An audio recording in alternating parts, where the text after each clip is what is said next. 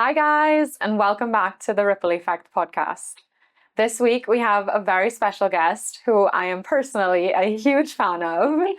She is not only a director at her architecture firm, she's also a carnival costume designer, Monday wear designer, mother of two, and she's been mentioned in the 100 Women Architects in Practice book, Architectural Digest and Dezeen website. So we have Laura Naraynsingh here today. Thank you so much for joining us. Thanks for having me. It's an honor. So Laura, you wear so many hats. How do you balance all of these different things that you do? I struggle for sure, but I couldn't do it without my team of support. My husband is a huge support, and generally I'm a believer in asking for help. So if I feel like I'm falling short in something, I definitely will reach out to another woman or another person who I think I can lean on, because it certainly doesn't happen on my own. Yeah. No, that's so true. I mean, that reminds me of that phrase, it takes a village. And I think it's so important. I feel like a lot of women struggle to ask for help sometimes, but it's okay to ask for help, and support is everything, right? Absolutely. And it really does take a village. Every day is a curveball. There's so many variables, so many things happening.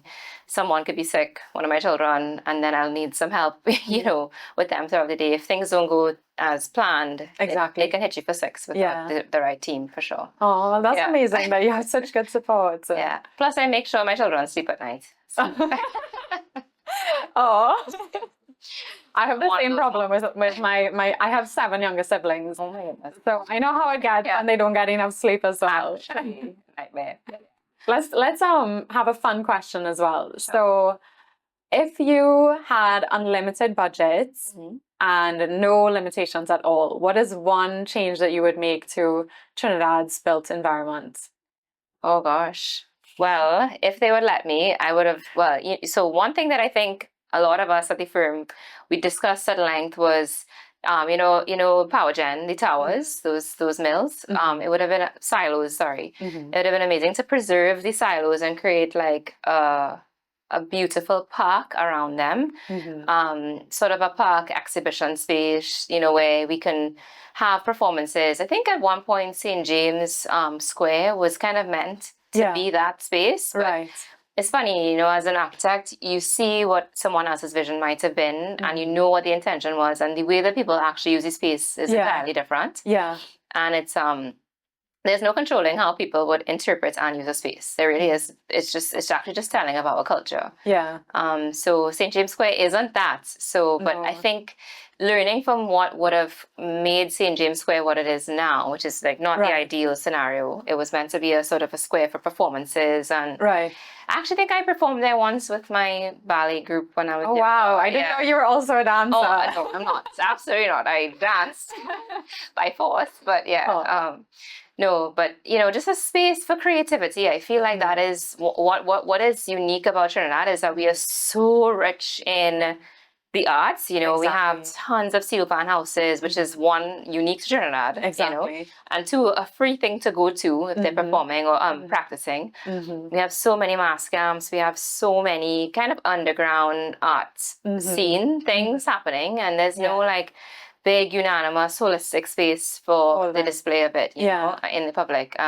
You'd have to go to an enclosed place and pay money to go.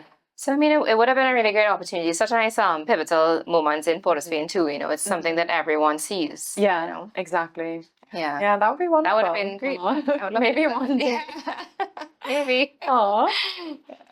So kind of thinking as well about the spaces that we have in Trinidad, and obviously our climate is changing a lot. So we have rising temperatures, rising sea levels. Has that influenced architecture in Trinidad, or the way that your clients, the kind of things that they ask for? Have you noticed that?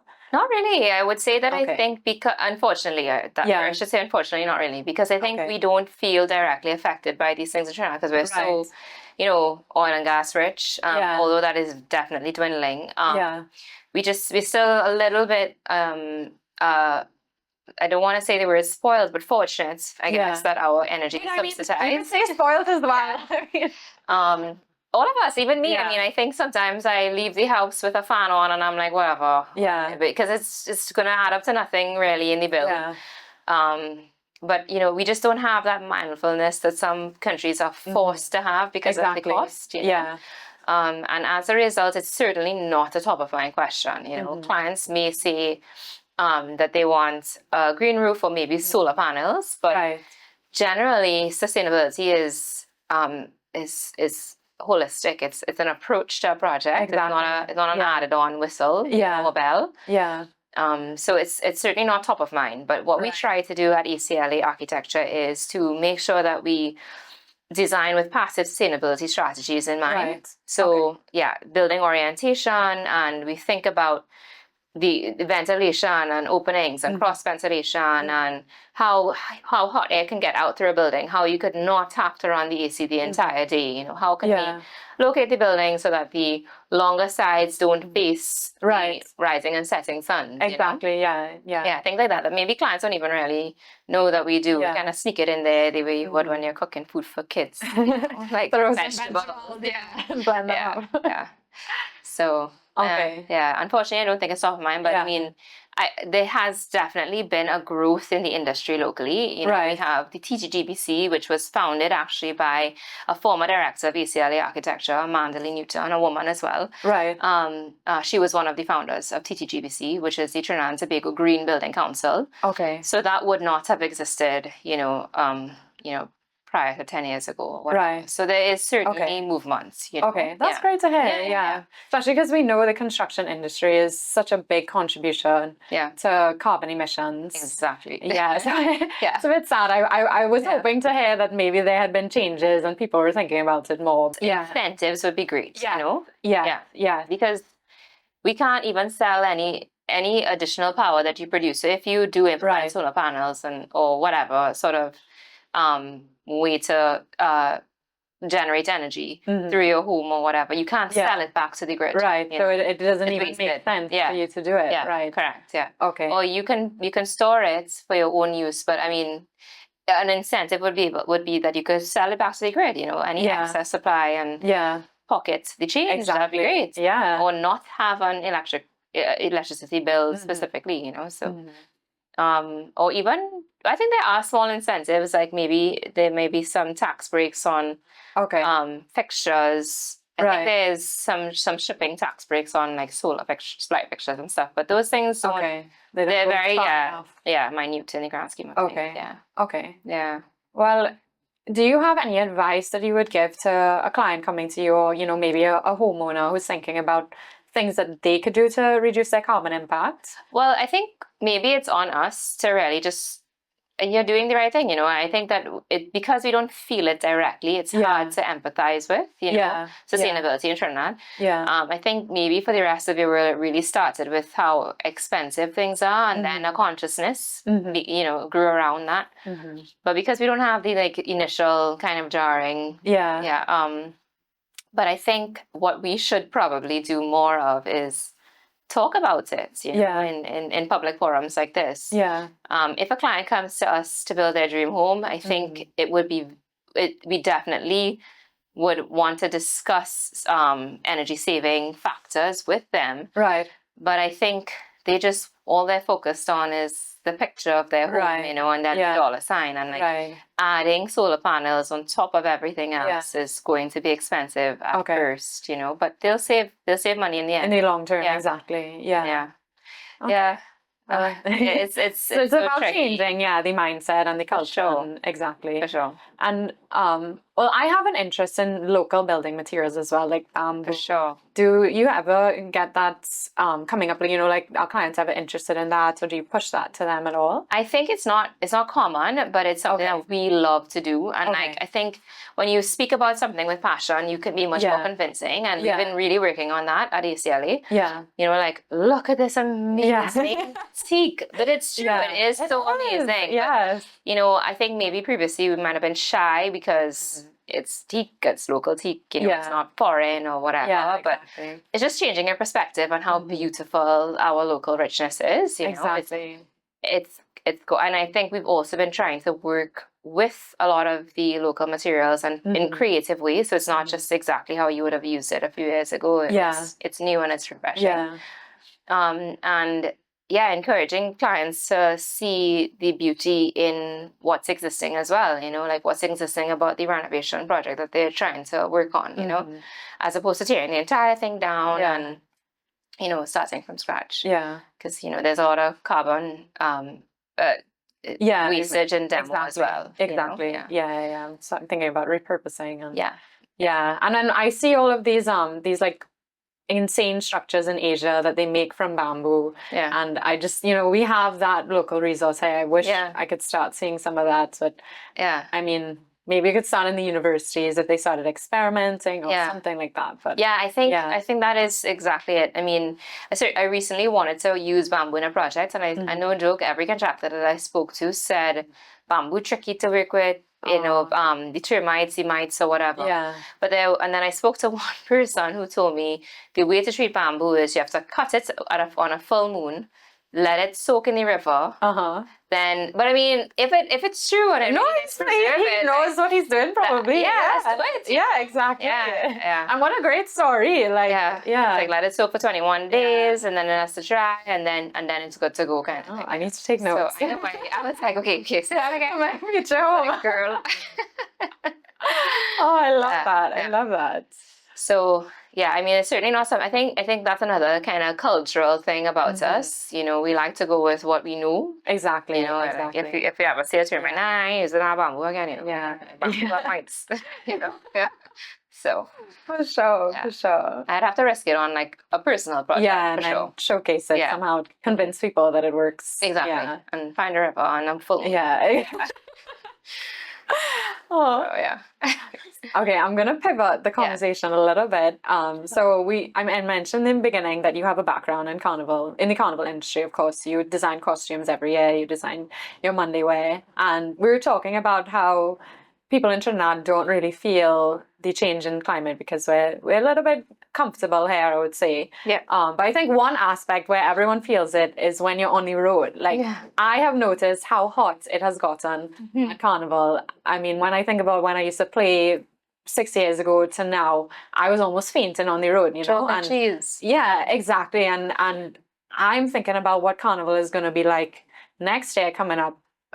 It's even hotter this year. People are going to be fainting again on the streets. Like, how do you imagine Carnival evolving as it gets hotter? Or do you think there's anything we could do to kind of combat that or change mass from just being on the street where it's, we're fully exposed in the broad sunlight? Is there any talk of that in the carnival industry, or what are people thinking about it? Yeah, I haven't specifically been privy to those conversations. I'm sure they're being had because it is unbearable. The heat was ridiculous this day, especially.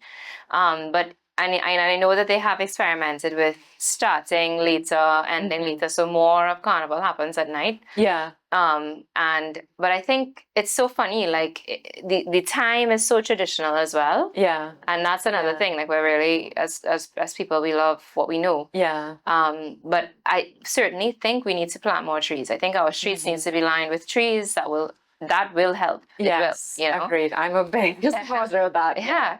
The avenue, I know we tried with the potted plants, and I mean, hopefully they grow and they do help us a bit. Yeah. But everywhere we need to think about our streetscape like that, Exactly. Yeah. I know security is also an issue. So, but they're trees that will work. Like the black olive is good. I mean, the blackbirds are a little bit funny, but that's a good tree. It's a very shady tree. Right. But that will help in the start, exactly. Yeah. And maybe that could be the catalyst for starting to think about our streetscape differently as well.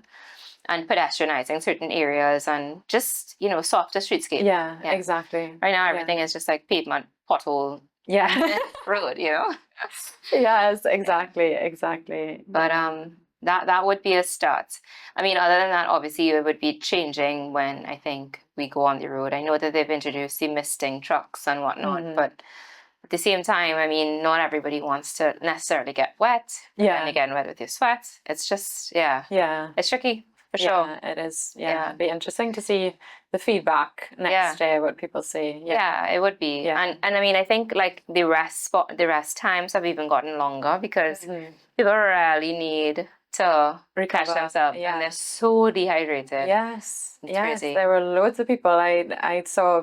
Well, my friends, they had come down to visit. They had to stay in the ambulance truck Oh for my a while gosh, because really? the heat was just, I mean, especially if you're not accustomed to it, it is really bad. But Yeah. yeah, that we need to think about changing. And I'm hoping, that kind of pulls on people's heartstrings because it's something that we all experience and we all love. Yeah. And, we don't want that taken away from us. So we Yeah. have to think about what can we do, what can we change Yeah. so that we can make it bearable and sustain the culture as well. I mean, I wonder if they've thought about, I mean, I guess I haven't devoted much time to thinking about this, Yeah. but I wonder if they've thought about like EV trucks that won't be letting out so much exhaust, That is, yeah, exactly. Because I don't think people realize that as well. Part of the problem why it's so hot here is we have so many cars. For sure. We don't have, like a train system or subway system.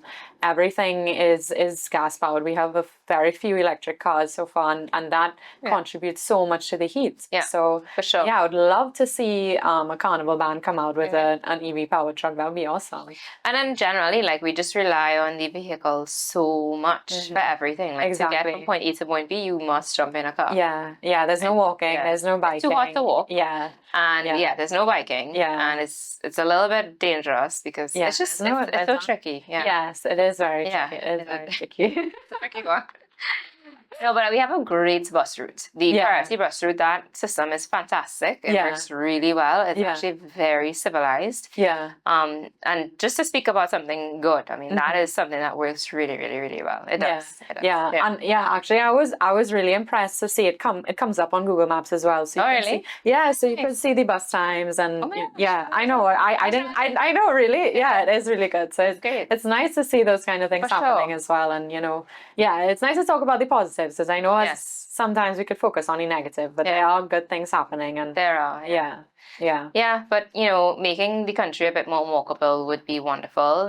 Everyone parks their car in a garage and goes inside their house. There's really no competition between where you live and the surroundings. The way that it would have been, like old school Woodbrook, you just have a front porch, since the front porch culture, and that also promotes safety. Exactly. The community has eyes on the street. So, but anyway, that's another way to be sustainable, of course. Yeah, exactly. Okay, well, I think this was a fantastic conversation. Well, thank you for having me here. I really wish you the best of luck. You're amazing. You do amazing things. Trinidad is lucky to have you. Oh my gosh, you're gonna make me cry. She's my hero, guys. What? Absolutely not. I can't wait. It's gonna be amazing. It is. Thank you. Thank you so much. Thanks for having me. Genuinely. All right, thank you guys for watching, and look forward to our next podcast. We're going to have another extremely special guest, another fantastic woman as well, woman in sport. So look out for it. Thank you guys.